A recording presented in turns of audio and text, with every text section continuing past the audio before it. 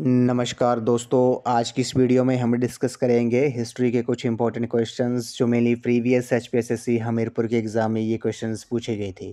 तो फ्रेंड्स, ये क्वेश्चंस आपको आगामी HPSSC, JBT commission, SI conductor, GOIT post code 965 और वेरियस एग्ज़ाम जो हमीरपुर बोर्ड द्वारा भी कंडक्ट किए जा रहे हैं और आगे भी किए जाएंगे, उन सभी एग्ज़ाम में ये क्वेश्चंस आपको काफ़ी हेल्पफुल साबित होंगे। तो फ्रेंड्स, इन क्वेश्चंस के मैं आपको जितने भी आंसर बताऊंगा वो फाइनल आंसर की के अकॉर्डिंग ही बताऊंगा, तो आपने इन क्वेश्चंस के शॉर्ट फॉर्म में नोट्स ज़रूर बना लेने हैं। तो फ्रेंड्स, वीडियो पे आपने एंड तक बने रहना है। अगर आप चैनल पे पहली बार विजिट कर रहे हो तो चैनल को सब्सक्राइब जरूर कर दें। तो फ्रेंड्स, अगर आप एचपी टेट की तैयारी कर रहे हो तो इसके लिए मैंने एक अलग से प्लेलिस्ट बनाई है एचपी टेट के नाम से, जिसका लिंक मैंने डिस्क्रिप्शन बॉक्स में दे दिया है। आप वहाँ पर जाकर वीडियोज़ देख सकते हो। तो फ्रेंड्स, वीडियो को शुरू करते हैं। अगर आपको वीडियो अच्छी लगे तो वीडियो को लाइक, शेयर एंड कमेंट जरूर कर दें। तो पहले प्रश्न में बोला गया है कि किस काल के दौरान हस्त निर्मित मृत भांड का सर्वप्रथम उपयोग किया गया था। First use of handmade pottery appears during which age. काफ़ी इंपॉर्टेंट क्वेश्चन है। क्वेश्चन नंबर 41 का जो करेक्ट आंसर है वो आपका ऑप्शन नंबर सी है। नव प्रस्तर काल जो है, न्योलिथिक एज जो है, इस क्वेश्चन का राइट आंसर है। आपको पता होगा जो नवपाषाण काल भी जिसे कहते हैं, नव प्रस्तर काल को नवपाषाण काल भी कहते हैं, ये जो था ये 7,000 वर्ष से 1,000 वर्ष तक था। ये आपने याद रखना है। ये जो काल था वो 7,000 वर्ष से लेकर 1,000 वर्ष तक था। भारत में ये काल 4,000 से 1,000 वर्ष तक था। इस युग में पहिए का आविष्कार हुआ और कृषि शुरू हुई। ये भी काफ़ी इंपॉर्टेंट क्वेश्चन है। इस काल में क्या हुआ था? इस काल में पहिए का आविष्कार हुआ था और कृषि जो थी वो भी शुरू हुई थी। तो ऑप्शन नंबर सी जो है इस क्वेश्चन का करेक्ट आंसर है। नवप्रस्तर काल या नवपाषाण काल में पहिए का आविष्कार हुआ था और कृषि शुरू हुई थी। तो ऑप्शन नंबर सी जो है इस क्वेश्चन का करेक्ट आंसर है। क्वेश्चन नंबर 42 पे चलते हैं। क्वेश्चन नंबर 42 में बोला गया है कि वेदों को निम्नलिखित में से किस में विभाजित किया गया है? Vedas are divided in which of the following. तो फ्रेंड्स, इस क्वेश्चन की जो फाइनल आंसर की में थे, फाइनल आंसर की में जो इसका आंसर था वो सभी को ग्रेस थी इस क्वेश्चन की। तो इस क्वेश्चन की सभी को ग्रेस थी फाइनल आंसर की के अकॉर्डिंग हमीरपुर बोर्ड द्वारा जो जारी की गई थी। तो आपको पता होगा जो वेद थे वो वैदिक कालों का जो विभाजन जो है वो ऋग्वैदिक काल 1500 से 1000 ईसा पूर्व और उत्तर वैदिक काल का 1000 से लेकर 600 ईसा पूर्व में किया गया था। आपको पता होगा आर्य जो थे वो सर्वप्रथम पंजाब और अफगानिस्तान में बसे थे और आर्य द्वारा जो निर्मित सभ्यता वैदिक सभ्यता कहलाई थी। ये आपने याद रखना है। जो आर्य द्वारा निर्मित सभ्यता थी वो वैदिक सभ्यता कहलाई थी और आर्यों की भाषा जो थी वो संस्कृत थी। तो इस क्वेश्चन की जो आपको फाइनल आंसर की में क्या थी, सभी को ग्रेस थी। क्वेश्चन नंबर 43 पे चलते हैं। क्वेश्चन नंबर 43 में बोला गया है कि सूरसेन महाजनपद की राजधानी किस स्थान पर थी? The capital of Surasena mahajanapada was set up at which place. काफ़ी इंपॉर्टेंट क्वेश्चन है। क्वेश्चन नंबर 43 का जो करेक्ट आंसर है वो आपका ऑप्शन नंबर बी है, मथुरा जो है इस क्वेश्चन का राइट आंसर है। सूरसेन महाजनपद की जो राजधानी थी वो मथुरा स्थान पर थी। अब बात करते हैं कि महाजनपद काल जो था उसके बारे में हम डिस्कस करते हैं कुछ। 6वीं शताब्दी ईस्वी पूर्व में 16 महाजनपदों का उदय हुआ था। क्या हुआ था? 16 महाजनपदों का उदय हुआ था, जिसमें मगध जो था वो सर्वाधिक शक्तिशाली महाजनपद था। मगध पर शासन करने वाला जो पहला शासकीय वंश था वो हर्यक वंश था। इसके बाद शिशुनाग तथा नंद वंश ने शासन किया था। नंदों को समाप्त कर कर मौर्य वंश ने शासन आरंभ किया था। ये आपने याद रखना है। तो सूरसेन महाजनपद की जो राजधानी थी वो आपकी किस स्थान पर थी? वो मथुरा स्थान पर थी। ऑप्शन बी जो है इस क्वेश्चन का करेक्ट आंसर है। और आपने ये भी याद रखना है कि 16 महाजनपदों का उदय हुआ था, जिसमें मगध जो था वो सबसे ज़्यादा शक्तिशाली महाजनपद था। क्वेश्चन नंबर 44 पे चलते हैं। क्वेश्चन नंबर 44 में बोला गया है कि निम्नलिखित में से किस राज्य संरक्षण में चौथी बौद्ध संधि हुई थी? The fourth Buddhist council took place during the royal patronage of which of the following. तो जो चौथी बौद्ध संधि हुई थी वो किस राष्ट्रीय संरक्षण में हुई थी? क्वेश्चन नंबर 44 का जो करेक्ट आंसर है वो आपका ऑप्शन नंबर डी है, कनिष्क जो है इस क्वेश्चन का करेक्ट आंसर है।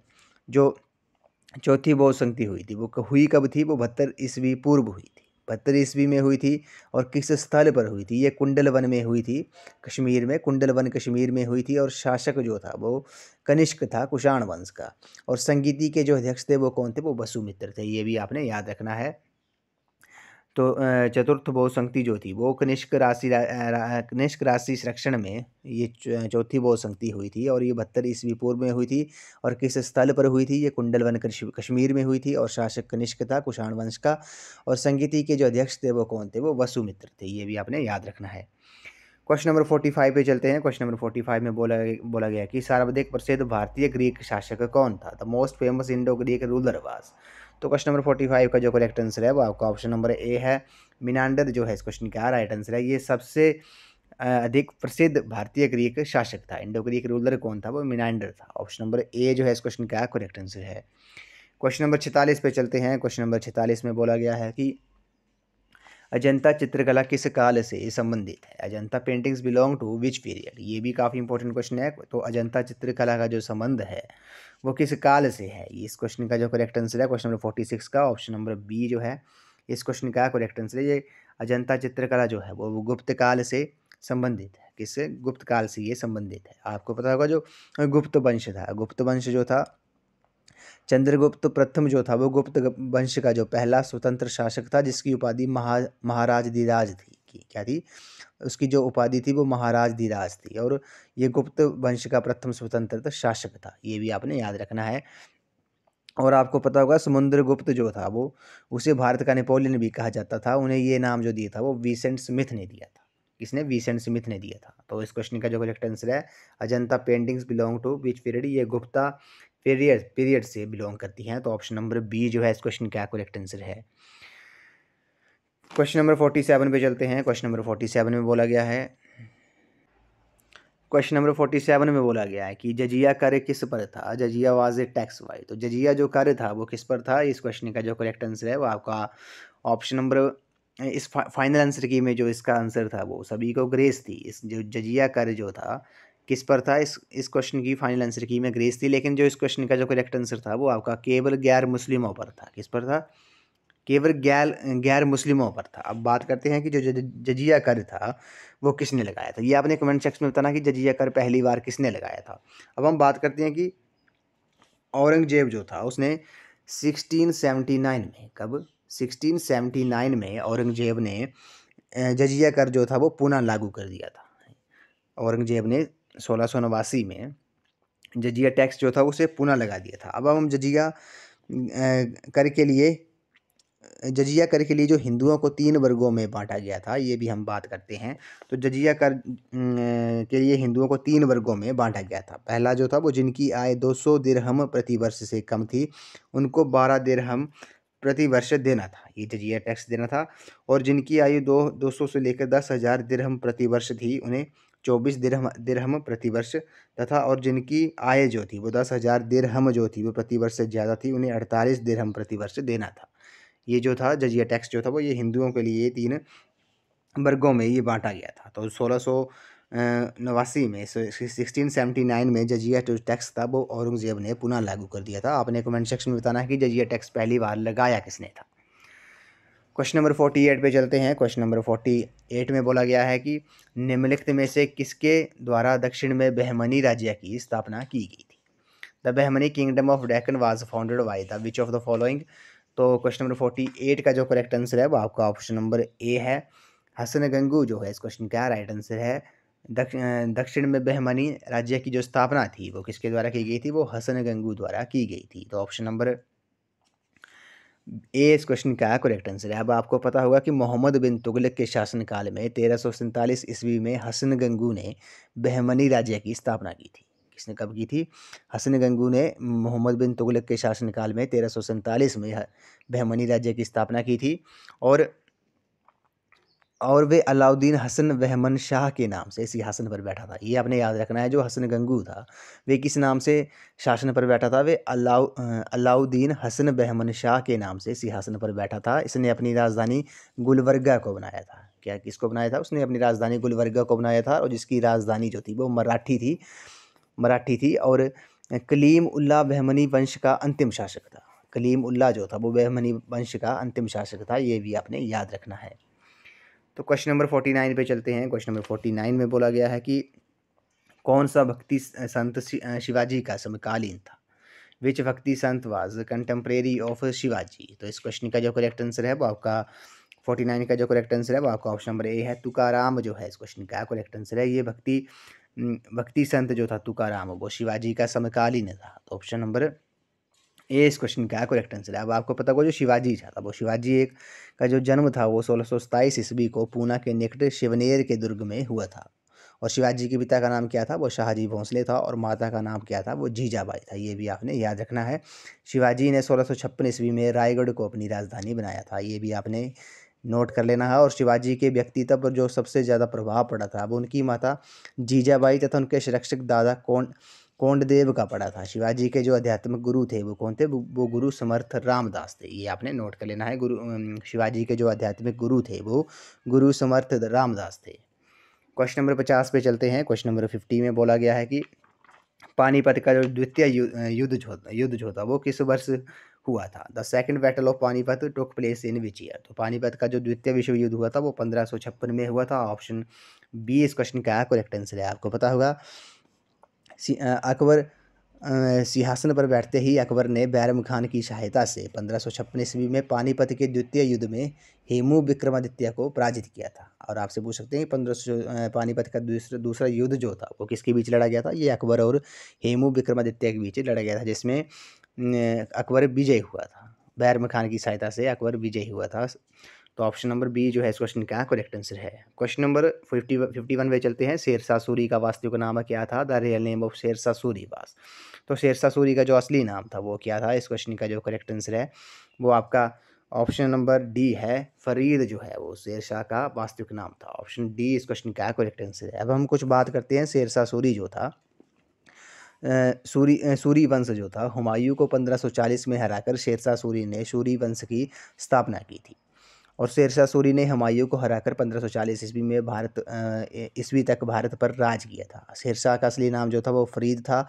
उसे शेर खान की जो उपाधि थी वो बिहार के गवर्नर बाबर खान लोहानी ने दी थी। ये आपने याद रखना है। जो शेर खान की उपाधि थी शेरशाह सूरी को वो किसने दी थी, वो बिहार के गवर्नर बाबर खान लोहानी ने दी थी। कालिंजर के अभियान में शेरशाह की मृत्यु हो गई थी। ये आपने याद कर लेना है। कालिंजर के अभियान में शेरशाह की मृत्यु हो गई थी 1545 ईस्वी में। और शेरशाह का जो मकबरा है वो सासाराम बिहार में स्थित है। ये भी आपने नोट कर लेना है।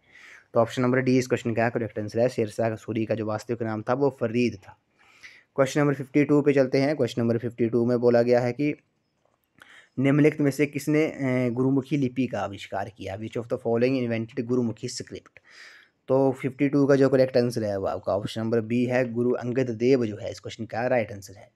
जो गुरुमुखी लिपि का जो आविष्कार था वो किसने किया था, वो गुरु अंगद देव ने किया था। तो ऑप्शन नंबर बी जो है इस क्वेश्चन का राइट आंसर है। अब आपको पता होगा ये गुरुमुखी लिपि जो है वो सिख धर्म से संबंधित है। अब आप सिख धर्म के बारे में कुछ बात करते हैं।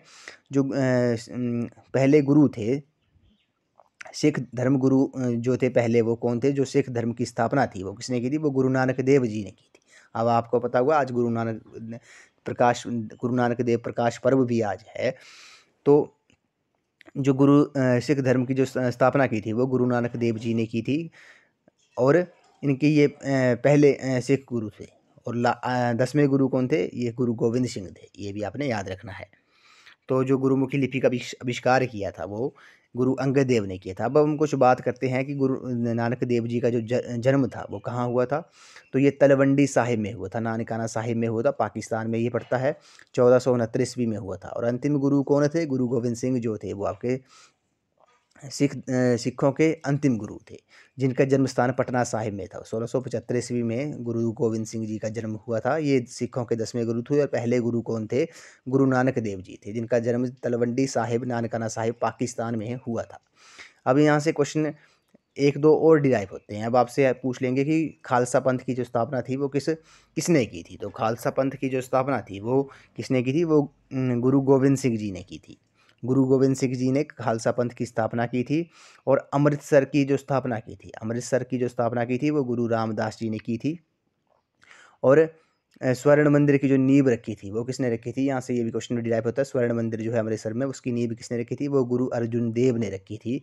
और गुरुमुखी लिपि के जो जनक थे वो कौन थे, वो गुरु अंगद सिंह थे। यहाँ से 3-4 क्वेश्चन डिराइव होते हैं। तो या इन क्वेश्चन के आपने शॉर्ट फॉर्म में नोट्स जरूर बना लेने हैं। तो गुरुमुखी लिपि का जो आविष्कार था वो गुरु अंगद देव ने किया था। क्वेश्चन नंबर 53 पे चलते हैं। निम्नलिखित में से किस स्थान पर 1916 में महिला विश्वविद्यालय की स्थापना की गई थी? Women university was founded in 1916 eight which of the following place. तो क्वेश्चन नंबर 53 का जो राइट आंसर है वो आपका ऑप्शन नंबर सी है, पूना जो है इस क्वेश्चन का करेक्ट आंसर है। 1916 में महिला विश्वविद्यालय की स्थापना जो थी वो पूना में की गई थी। क्वेश्चन नंबर 54 पे चलते हैं। ए गिफ्ट टू मोनोथिसाइड्स पुस्तक किसने लिखी थी? तो ये पुस्तक किसने लिखी थी? क्वेश्चन नंबर 54 का जो राइट आंसर है वो आपका ऑप्शन नंबर ए है, राजा राम मोहन राय जो है इस क्वेश्चन का करेक्ट आंसर है। ए गिफ्ट टू मोनोथेट्स जो है वो पुस्तक लिखी थी राजा राम मोहन राय ने। तो ऑप्शन नंबर ए जो है इस क्वेश्चन का करेक्ट आंसर है। इस वीडियो का लास्ट क्वेश्चन है, इसमें बोला गया कि मुस्लिम लीग की स्थापना किस वर्ष हुई थी? Muslim League was formed in which year? तो मुस्लिम लीग की जो स्थापना हुई थी वो कब हुई थी? आपको पता होगा, ये वर्ष 1906 में हुई थी। कब हुई थी? मुस्लिम लीग की जो स्थापना हुई थी वो 1906 में हुई थी। इसके जो संस्थापकों में आगा खां, नवाब सलीमुल्लाह और नवाब मोहसिन उल मुल्क प्रमुख थे, जिन्होंने 1906 में इसकी स्थापना ढाका में की थी। ये भी पूछ सकते हैं कि मुस्लिम लीग की जो स्थापना थी वो कहाँ की हुई थी? ये ढाका बांग्लादेश में हुई थी। बांग्लादेश की ये कैपिटल है। और इसका जो प्रथम अधिवेशन था वो कराची में हुआ था, पाकिस्तान में हुआ था। तो मुस्लिम लीग की जो स्थापना थी वो वर्ष 1906 में हुई थी। तो फ्रेंड्स, आज की वीडियो में बस इतना ही। आज हमने हिस्ट्री के कुछ इंपॉर्टेंट क्वेश्चन डिस्कस किए जो प्रीवियस HPSSC हमीरपुर के एग्जाम में ये क्वेश्चंस पूछे गए थे। तो फ्रेंड्स, आई होप आपको वीडियो पसंद आई होगी। तो वीडियो को लाइक शेयर एंड कमेंट जरूर कर दें। तो आज की वीडियो में बस इतना ही। तो थैंक यू फ्रेंड्स।